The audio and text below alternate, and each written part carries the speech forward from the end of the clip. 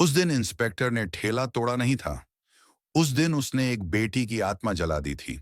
लेकिन उसे क्या पता था, वो बेटी आर्मी की लेफ्टिनेंट थी। सुबह की हवा हल्की हल्की ठंडी थी।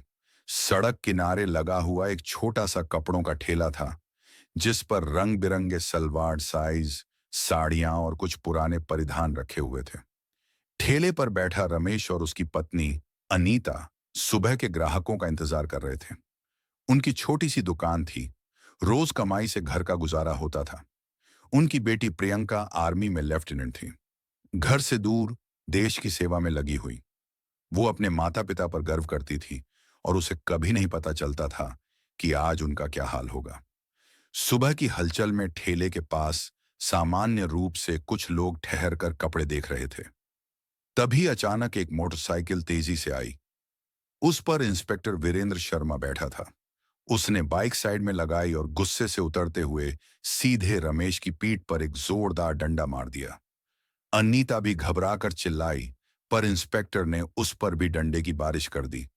दोनों बुजुर्ग दंपति डर कर सहम गए।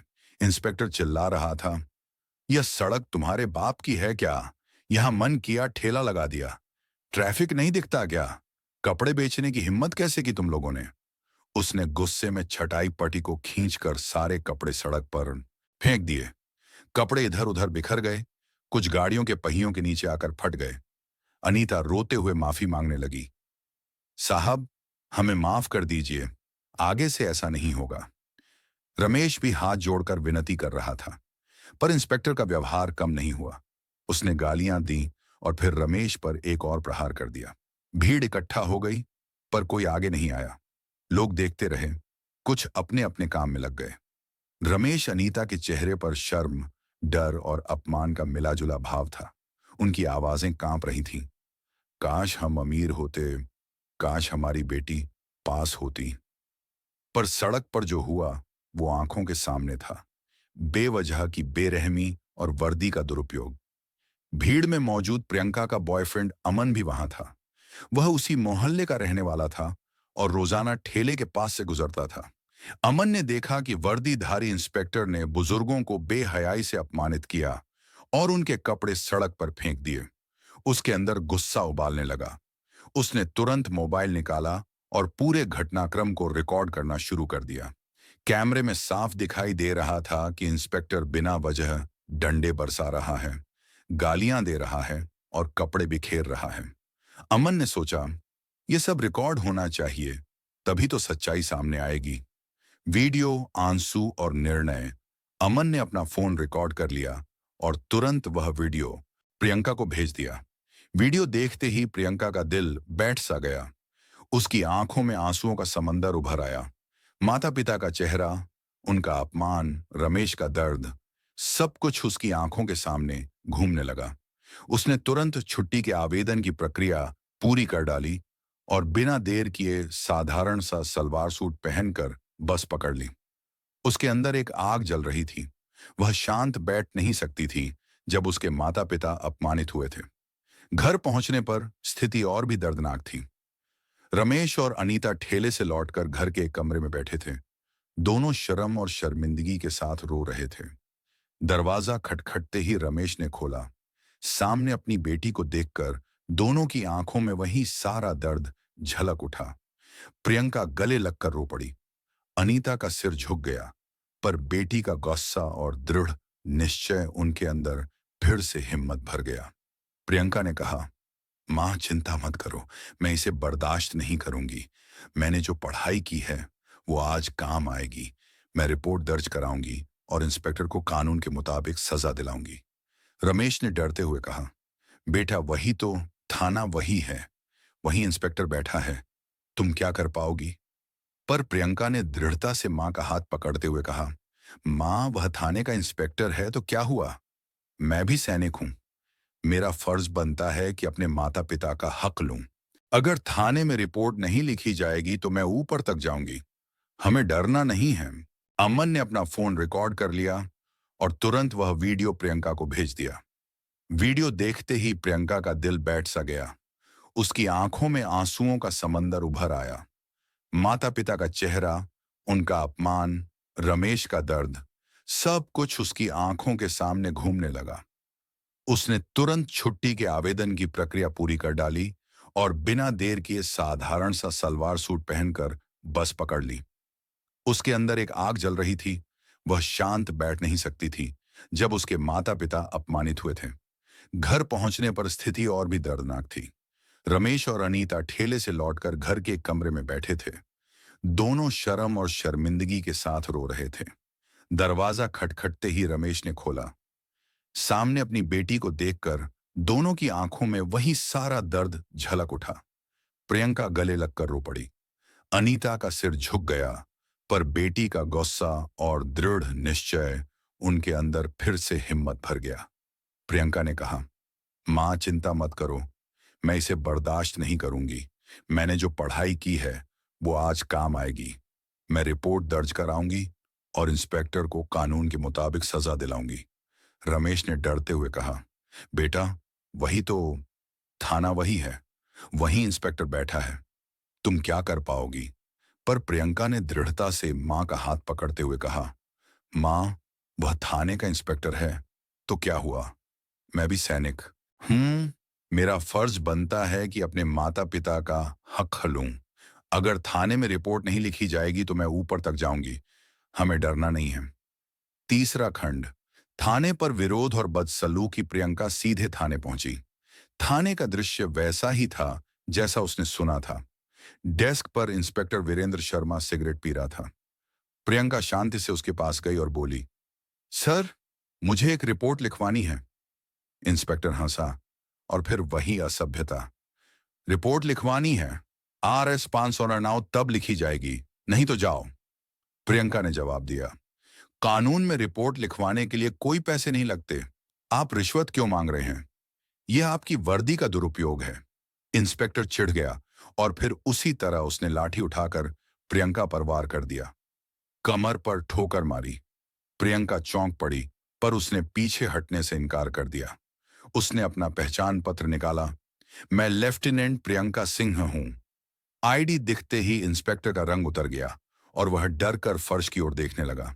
पर प्रियंका जानती थी कि सिर्फ आईडी दिखाने से मामला खत्म नहीं होगा। उसे ठोस कार्रवाई चाहिए थी। उसने तुरंत फोन से अमन की रिकॉर्डिंग और बाकी सबूतों की सूचना दी और IPS कीर्ति सिंह से संपर्क किया, जो जिले में तैनात प्रभावशाली अधिकारी थीं और लोगों के हक के लिए जानी जाती थीं। प्रियंका ने सारी घटना विस्तार से बताई और वीडियो भी भेज दिया। कीर्ति सिंह ने कहा, आप निश्चिंत रहें, मैं इस पर व्यक्तिगत रूप से देखूंगी। प्रियंका सीधे थाने पहुंची। थाने का दृश्य वैसा ही था जैसा उसने सुना था। डेस्क पर इंस्पेक्टर वीरेंद्र शर्मा सिगरेट पी रहा था। प्रियंका शांति से उसके पास गई और बोली, सर मुझे एक रिपोर्ट लिखवानी है। इंस्पेक्टर हंसा और फिर वही असभ्यता। रिपोर्ट लिखवानी है, RS 509 तब लिखी जाएगी, नहीं तो जाओ। प्रियंका ने जवाब दिया, कानून में रिपोर्ट लिखवाने के लिए कोई पैसे नहीं लगते। आप रिश्वत क्यों मांग रहे हैं? यह आपकी वर्दी का दुरुपयोग है। इंस्पेक्टर चिढ़ गया और फिर उसी तरह उसने लाठी उठाकर प्रियंका पर वार कर दिया। कमर पर ठोकर मारी। प्रियंका चौंक पड़ी, पर उसने पीछे हटने से इनकार कर दिया। उसने अपना पहचान पत्र निकाला। मैं लेफ्टिनेंट प्रियंका सिंह हूं। आईडी दिखते ही इंस्पेक्टर का रंग उतर गया और वह डरकर फर्श की ओर देखने लगा।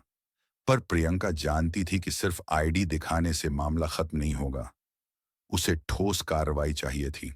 उसने तुरंत फोन से अमन की रिकॉर्डिंग और बाकी सबूतों की सूचना दी और IPS कीर्ति सिंह से संपर्क किया, जो जिले में तैनात प्रभावशाली अधिकारी थीं और लोगों के हक के लिए जानी जाती थीं।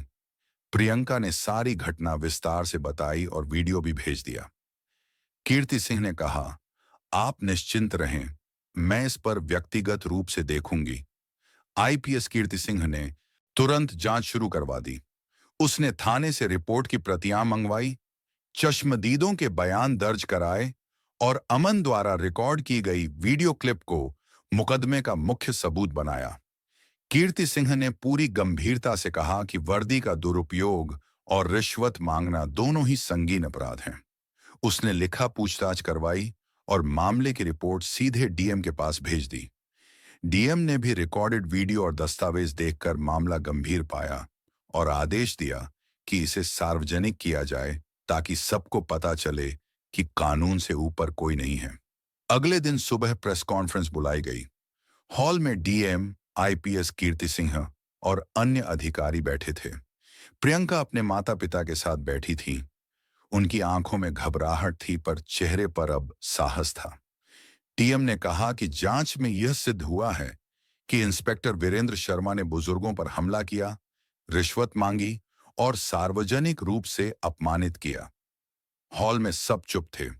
डीएम ने कड़ा आदेश दिया, इंस्पेक्टर वीरेंद्र शर्मा को तत्काल निलंबित किया जाता है।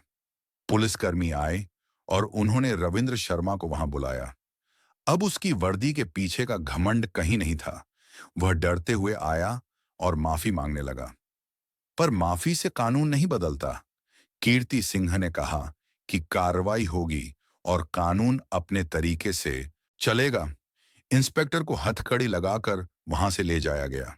भीड़ में जो सुकून था वह सच्चाई की जीत जैसा था। मामला जितना सार्वजनिक हुआ उतना ही संदेश गया कि वर्दी में बैठे लोग भी जवाबदेह होंगे। डीएम और आईपीएस कीर्ति सिंह ने स्पष्ट किया कि भ्रष्टाचार और ताकत का गलत इस्तेमाल कतई बर्दाश्त नहीं किया जाएगा। इंसाफ के बाद रमेश और अनीता की आंखों में अब वीरता और गर्व था। उनकी बेटी ने जो कदम उठाया उसने उनकी इज्जत लौटाई। प्रियंका ने उन्हें गले लगाया और कहा, माँ पापा, अब चिंता मत करो। जब तक मैं जिंदा हूं कोई आपको बिना वजह नहीं छू सकेगा। अनीता ने आंसू पोंछते हुए कहा, हमारी इज्जत वापस आ गई तुम्हारे कारण। कहानी का वह आखिरी भाग सिर्फ सजा का जश्न नहीं था, यह एक संदेश था। संदेश के डर के आगे झुकना आसान होता है पर आवाज उठाना जरूरी है। अमन की सूझबूझ और हिम्मत ने रिकॉर्डिंग करके सबूत दिया। प्रियंका की हिम्मत ने सिस्टम को हिला दिया और आईपीएस कीर्ति सिंह जैसी ईमानदार अधिकारी ने साबित कर दिया कि अगर सही लोग सामने आए तो न्याय मिल ही जाता है। रमेश और अनीता की जिंदगी में उस दिन के बाद भी चुनौतियां थीं, पर अब उनके चेहरे पर आत्मसम्मान था। प्रियंका ने अपने माता पिता को संभाला और कहा, हम सिर्फ अपने लिए नहीं लड़े, हर उस इंसान के लिए लड़े जो डरता है। अंत में डीएम ने कहा, हम सब एक ही वर्दी के सिपाही हैं, फर्क सिर्फ काम करने का तरीका है। वर्दी से ताकत नहीं, जिम्मेदारी आती है। हॉल में सबने तालियां बजाईं और फिर धीरे धीरे भीड़ खुली। प्रियंका, अमन, रमेश और अनीता बाहर आए। आसमान की ओर देखते हुए प्रियंका ने धीमे से कहा, अब कोई तुम्हारे साथ ऐसा नहीं करेगा। कहानी यहीं खत्म नहीं होती। यह हर उस व्यक्ति की कहानी है जो चुप रह जाता है। अगर हम आवाज उठाएं तो भ्रष्टाचार और अन्याय पर अंकुश लगाया जा सकता है। अगर इस कहानी ने आपको छुआ हो तो इसे दूसरों तक पहुंचाइए ताकि और लोग प्रेरित हों और उनके अंदर भी आवाज उठाने का हौसला आए।